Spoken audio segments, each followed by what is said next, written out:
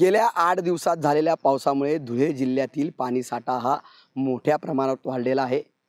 जिल्ह्याचा साठा हा जवळपास 73% गेलेला आहे। त्यामुळे जिल्ह्यावरच्या पाणी टंचाईचं संकट दूर झालं आहे। जिल्ह्यातील 12 मध्यम प्रकल्पापैकी 8 मध्यम प्रकल्प हे 100% भरलेले असून उर्वरित प्रकल्प देखील भरण्याच्या मार्गावर आहेत।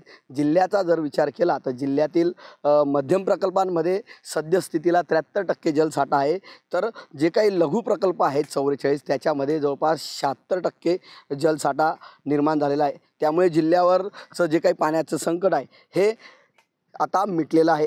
जिल्ह्यात गेल्या 8 दिवसापासून जो पाऊस झाला त्यामुळे मोठ्या प्रमाणामध्ये या जलसाठ्यात वाढ झाली होती। काही दिवस पावसाने दांडी मारल्यामुळे जिल्ह्यावर पाणी टंचाईचं संकट येतं की काय अशी शक्यता निर्माण झाली होती। मात्र आता 8 दिवसापूर्वी पडलेल्या पावसामुळे जिल्ह्यातील जवळपास 12 पैकी 8 प्रकल्प हे तुडुंब भरल्याने आता जिल्ह्याची पाणी टंचाई ही आता दूर झालेली आहे। मनीष मासोळे, TV9 मराठी, धुळे।